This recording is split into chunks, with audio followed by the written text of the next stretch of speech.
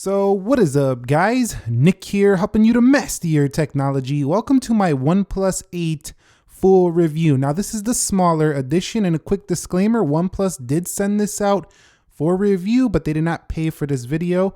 These opinions, this review is all my own. So before we get going, pricing. The OnePlus 8 is going to cost you $699 US, and that's for 8 gigs of RAM, 128 gig storage. And if you want this model, the Interstellar Glow, it's going to go for $799, and that one comes with 12 gigabytes of RAM and 256 gigs as reviewed here. Now, a quick note, if you are in India, for example, the prices are significantly less, going for around 41,999 rupees. That is kind of similar to around 550 US. So a significant price savings if you are in India. Also, the prices in the UK might be pretty similar to the US, but yeah, pricings do vary by region. OnePlus 8 weighs 180 grams, which makes it lighter than not only the OnePlus 8 Pro, its bigger brother that just launched beside it, also lighter than OnePlus 6T, 7T, as well as 7 Pro. This is one of the lightest OnePlus devices ever launched. However, don't be fooled in thinking this is a super light device, because there are lighter phones on the market, but for a OnePlus with a 6.5-inch display, this one is pretty darn light, I think, for the size of the screen you're getting. Build feels typical OnePlus. So what I mean by that? Well, you have a glass back here, and by the way, the Interstellar Glow, as you can see, is a fingerprint magnet, so consider the glacial green if you don't want to get smudges all over the back of your device. Now, over here on the sides, typical OnePlus in that we do have aluminum sides, but they are pretty nicely matched to the Interstellar Glow here. Now, this one right here also does not have an official IP68 resistant rating, so if you're looking for that, you gotta go with the Pro. However, I'm sure it's gonna be pretty resistant, but OnePlus probably didn't want to pay to get that official rating on here, so that doesn't mean it's not a durable phone. It's still durable. Some people might really like how this thing just changes colors in so many different directions. So, I mean, if you want a flashy looking color, look at that. I mean, it just looks like orange on this angle. This is going to be the phone for you if you want a standout-ish color. Let's explore the body a little bit further. So on the camera lens, you do have a little bit of a bump here. So it does stick off the body a little bit, but that's extremely easily fixed. Just go ahead and put a case on this phone and call it a day. This is the nylon case right here you can get from OnePlus as well. Drop it on the table, good protection, all good to go. So definitely no big issue there. Going further down on that camera, you're gonna notice that the flash, the dual tone LED flash, is under the glass. It's not exposed above the glass, so that's a good touch right there. Now also on the right side, you will see yourself the classic silence switch from OnePlus, as well as the power button. I also ergonomically like how that power button does rest in a pretty nice place. You're not reaching all the way to the top to press that power button. I think it's in a good location. Now you can see the front is dominated by this 6.55-inch Fluid AMOLED 90 Hertz display, 88.7 screen to body. So you do have a little bit of bezel. This is not a full screen display yet, but maybe you need some, because if it was an all screen, you probably would be accidental pressing everything. But this is a curved panel as well. So if we take a look at the sides of this phone, yeah, that can definitely happen sometimes, but this one's not quite as aggressively curved, I find, as the one on the OnePlus 8 Pro. Now also on the left side, you can see we do have a volume rocker right here. Has pretty good tactile feedback, and on the top we do have ourselves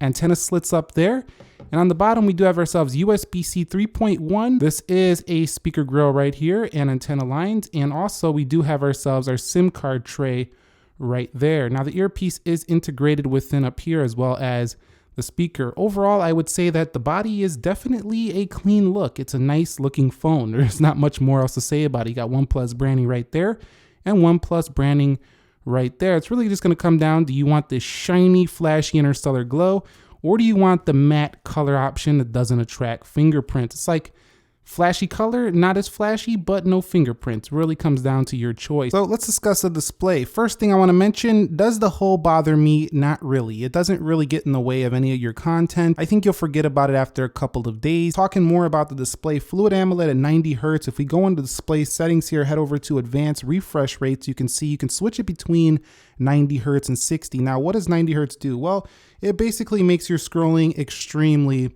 fast. Now, some people have said, why are you, scrolling that fast? Who the heck's gonna scroll that fast? Not me. No way, not me. you don't have to scroll that fast. I'm just showing you its capabilities. You can still scroll it smoothly right here. There's the rock right there. Say what's up. But anyway, you could keep scrolling through and go a little bit smoother. So yeah, a very smooth display, boss performance here on this 90 hertz. I don't really feel a huge difference between this and the 120. Now, if we go back to display advanced, refresh rate 60 hertz here, if we knock it down, you'll notice an immediate stutter on like the scrolling. It doesn't look anywhere near as smooth as 90 hertz. So at 402 ppi, this is a 1080p. This doesn't go to QHD resolution. That's a little bit of a downside if you're coming from a OnePlus 7 Pro, but it should give you better battery life. Now, this also supports HDR10 Plus. And one thing I like to mention is that the calibration of the display, you have many ways to calibrate it. Now, some people have said, Nick, bro, why does your OnePlus display look pink in my previous video? I actually had it on the AMOLED wide gamut, which gives it a little bit of a pinkish color on camera. Hop over to natural, a lot more white. Vivid can also change the tone of it, but you can really just get down to whatever you like. You can see if we go to warm, look how pink that looks. We go over here, look how cool that looks. It really comes down to how you like it. Personally, I kind of like it on natural, and if I want some color, I just go to vivid. But there's a lot of customization here, which I do appreciate for this OnePlus 8. I think the cons for this display are that it's just still curved. I rather see a, flatter display on the premium OnePlus device. Also, you could say that this hole in display is not as aesthetically pleasing as the OnePlus 7 Pro, but overall, you cannot deny this is a beautiful display with very good color representation. I really don't have anything really to complain about. I mean, for this price, you're getting top tier display on the OnePlus 8 for sure. OnePlus 8 does run Android 10, Oxygen OS 10.5.3. Updates should last about 3 years on this phone. So what does this OnePlus 8 Oxygen OS give me, you say? I say, look, this is what it gives you. It gives you a clean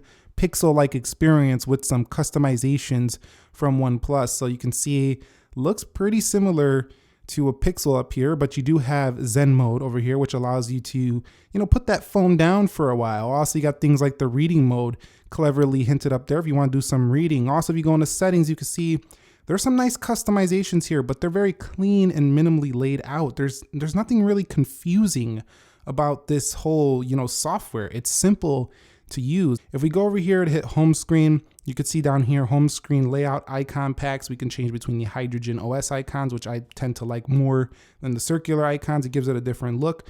Also, you can go to the more, get into the Play Store, put your own icon packs on right from Oxygen OS. Very smooth. Also includes some nice wallpapers on board. It's a smooth software on here. Smooth, light, doesn't really get in the way, doesn't add too much features, but adds the ones you want, useful ones. And that's about it. There's nothing really else to say about it. You can go from the side to get to the Google Assistant from the corner, just like any other Android phone. You do have the back from the sides, which I think that's one area where the curved display does work well. And off to the left, no more OnePlus shelf. You do have the Google Now page right there. So pretty neat. I mean, Oxygen OS, it works well on this phone. There is a hidden space where you can add applications if you don't want people to see those apps, but at the same time, if people know that's there, then they will be able to see your hidden applications.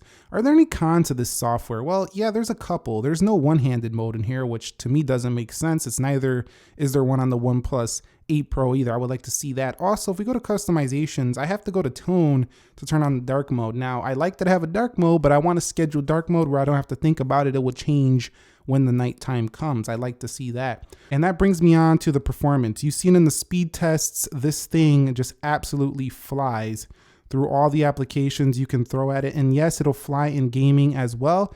It will get some updates and be even better in gaming than you're seeing on these early on reviews. There's a game mode on here. This thing is a powerhouse in performance, a powerhouse Android phone. One of its strong selling points is the Snapdragon 865, Adreno 650, the X55 5G chip in here. It doesn't have the millimeter wave 5G performance, a lower band on here, but still definitely faster than LTE. So a blazing fast, blistering fast Android phone for less than $800. Guys, so we're talking about performance. What about the biometric security? So you can see, yeah, I couldn't even look at the phone. It already see my face. That just shows how quick the face unlock is. We do have an optical fingerprint sensor, meaning you cannot tap it from the lock screen when it's not on. But if you just tap to show, boom, get right in. Also, that was another con of the software. There's no always on display. I like to see that. You have to tap to show it, or if it's off, you can lift and it will show, but boom, get right in. Very fast in display fingerprint sensor. So we have a 16 megapixel ultra wide camera. That one's very similar to the one on the OnePlus 7 Pro. It comes in at around 116 degrees field of view. So there are wider wide angles on the market, but it's still pretty wide. Over here, your standard wide at 48 megapixels. Now, this one right here is the same IMX 586 camera sensor from last year's OnePlus 7 Pro. And down here, a 2 megapixel dedicated macro camera for macro shots. But I don't really like this camera. I'll show you why a little bit later on the macro camera specifically. I would have rather had a telephoto on this one. Okay, so let's go ahead and take a look at a photo sample. So I do have the warp charger right here. Let's open up the camera and let me go back to the photo section. Now, the main camera does focus pretty well. Don't have much of an issue there. Now, if I do punch in, also pretty good. Now, that's not a telephoto camera, that's a software zoom, but it still looks pretty darn sharp because it's kind of cropping in on that main sensor, which is pretty high resolution at 48 megapixels. Now, if we go ultra wide, pretty good field of view right there. And I would say the photos match up very nicely, and it's pretty smooth going between the cameras. A little bit of a jump there when going between the wide angle, but that's only if you're going too fast. It should be pretty smooth for the most part. You can also switch to 48 megapixels, giving you a sharper resolution, but where I'm really disappointed is this super macro camera. It just looks terrible compared to the other sensors, and that's because it's 2 megapixels. It kind of seems like an afterthought, like why'd you even put that there? I would have rather had a telephoto camera on here. It can pull in some pretty nice up close shots, but I've been finding it to produce a lot of blurry samples. I'll show you that a little bit later. So if we go to video resolution here, 4K at 60, it is limited to like 5 minutes or something like that. So if we do hit video, you'll see limited to 5 minutes long, but the focus is good. It's really good on the video. So I think this is a very usable video camera for a smartphone right here. Definitely going to be usable. You can also take a photo in video, and if we come back out of there, you're also going to see that this camera hooks you up with slow motion, panoramic modes, time lapse. You can do portrait modes. You can also back it out on the portrait. You can also do nightscape. That's like a night mode for them. Also pro mode. So yeah, lots of things you can tweak in the settings, such as aspect ratios. You can do an ultra shot HDR. This camera seems about similar to the OnePlus 7 Pro on this phone. So take a look at some of my results and let me know what you think.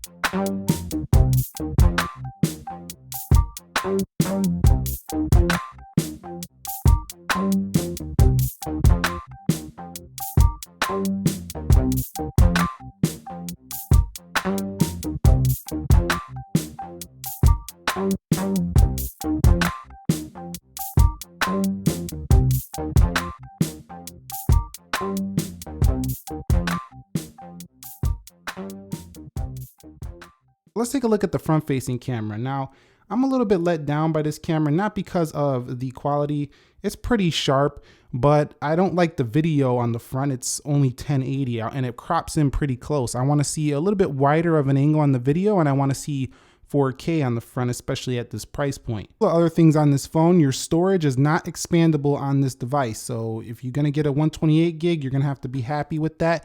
If you need the 256 gigs, go with that. This doesn't have the strongest audio performance when it comes to these speakers. They're just not as loud, I found, as some of the competition, but they're still passable. And it does have extremely fast Bluetooth 5.1, so connecting to devices is going to be a breeze with the OnePlus 8. Now, it does have Wi-Fi 6, so Wi-Fi performance should be extremely fast as well on this device. And another thing I like about this phone is it does have improved haptics. Hey, what's up?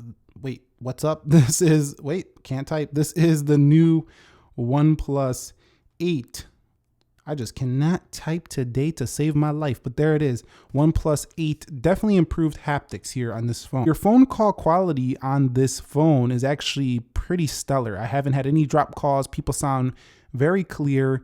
I like it for phone calls. And you might be wondering, Nick bro, come on, talk about the battery already. The battery is right here at 76 right now. It does have battery optimization, optimized charging, battery saver modes. I'm getting 5 to 6 hours screen time on this phone. Standby doesn't drain quite as slow as some other phones out there, but it's not terrible. What's really beautiful is how fast this phone charges. One of the fastest charging phones on the market at 30 watts. This thing blazes. And keep in mind, if you were wondering, there is no wireless charging on this device. So if you try to get that wireless charger, it's not going to work for this one. You got to go for the OnePlus 8 Pro for that one. So the OnePlus 8 Pro, is this phone worth your time? And I think that if you're looking for a great value, strong performance Android phone at the lowest price, I mean, you want a $1,000 type phone, but you don't want to pay $1,000 type Android phone money. This one is going to be a strong contender and should be on your list. So are you picking up the OnePlus 8? If you are, go ahead and use the link down below. It will direct you right to the OnePlus page, and let us know if you guys prefer this phone. And if you don't, let us know down below as well. Thumbs up if you enjoyed it. Nick here helping you to master your technology. I will catch you all in the next episode. Be sure to be well and peace.